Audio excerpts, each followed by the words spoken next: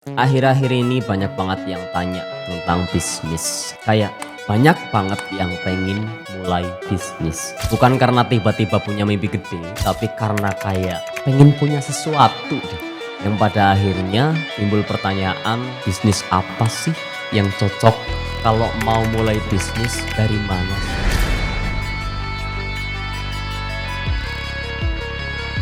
Kadang muncul juga pertanyaan kayak, sekarang bisnis apa sih yang rame? Tren apa yang lagi rame? Usaha apa yang cuannya gede? Atau usaha apa sih yang balik modalnya cepet? Dan itu wajar banget, nggak salah juga. Tapi kalau itu jadi satu-satunya pegangan, capek, bingung, stagnan, atau malah udah jalan tapi jalan di tempat.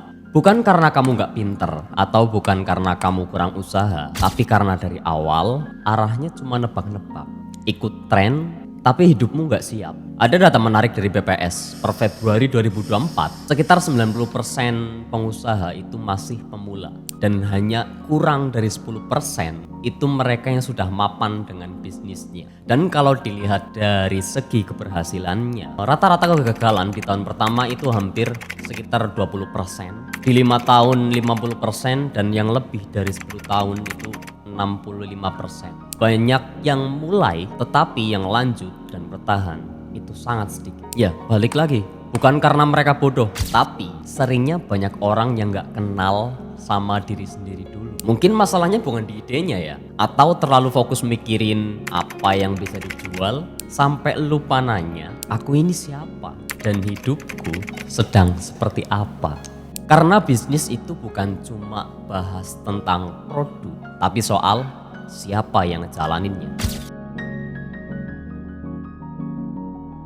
Dan disinilah satu konsep yang sederhana dan sering aku pakai buat ngejalanin bisnis. Itu ada yang namanya analisis SWOT. Ya, mungkin kalian sudah pernah dengar karena ini juga sudah diajarkan di beberapa sekolah. Tapi ini bakal kepake banget ketika kamu mau mulai bisnis. SWOT itu simple banget, cuma ada 4 bagian: strength atau apa yang kamu punya, kekuatan apa yang kamu punya, weakness, kelemahan, opportunity, peluang di sekitar kamu, dan yang terakhir ada threat, hal yang jadi ancaman atau hambatan. Ini bukan soal bikin tabel yang menarik, bukan soal agar kelihatan sok pinter gitu, tapi ini proses agar kamu bisa kenal diri kamu dulu sebelum kamu mulai bisnismu sendiri. Kita bahas satu persatu.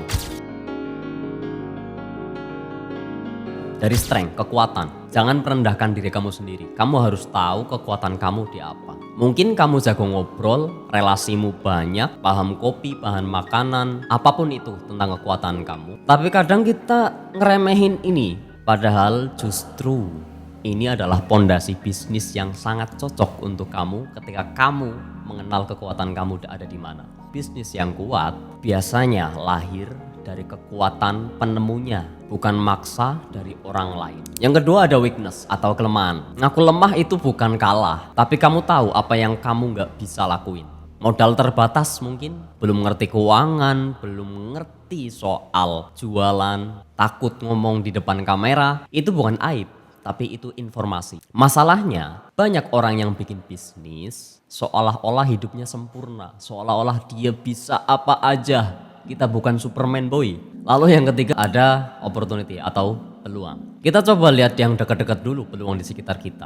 Mungkin lingkungan kita banyak orang-orang mahasiswa mungkin, atau banyak anak muda yang suka nongkrong, atau banyak UMKM tapi masih lemah terkait brandingannya. Jadi pertanyaannya bukan bisnis apa yang keren, tapi masalah apa yang ada di sekitar kita dan kita bisa lakuin untuk nyelesain masalah itu. Bisnis lahir dari masalah nyata, bukan dari ide yang kelihatan keren.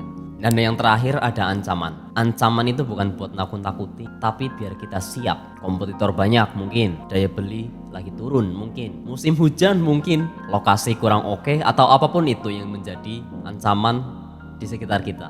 Kalau kamu sadar diri dari awal, sadar ancamanmu dari awal, kamu bisa persiapkan untuk membuat bisnis yang lebih masuk akal. Bukan nekat dan bukan sok kuat. Contoh gampang mungkin ya, misalnya kamu ngerti fotografi, tapi modal terbatas. Dan peluangnya banyak anak-anak yang suka foto dan posting di media sosialnya. Dan ancamannya, kalau kamu mau buka studio, pasti banyak dong kompetitor yang sudah besar-besar. Jadi keputusannya bukan langsung bikin studio gede, tapi mulai dari yang ringan. Misal, kamu mulai foto di CFD, atau kamu bisa masuk ke coffee shop. Karena sekarang kan banyak ya yang foto-foto di coffee shop terus diposting di feed Instagram atau posting di TikTok. Itu jadi peluang kamu untuk kamu menggunakan keahlian kamu dalam fotografi di sekitar kamu. Jadi ini pelan tapi masuk akal dan bisa kamu jalani.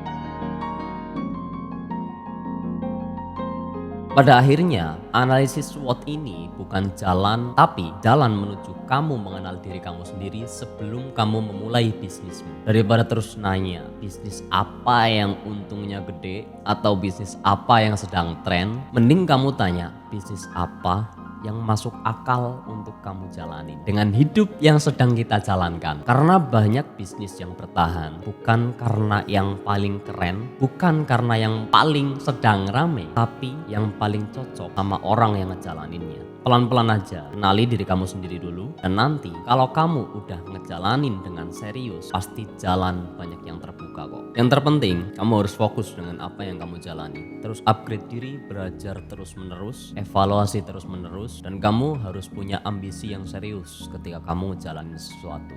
Karena hidup akan selalu bergerak.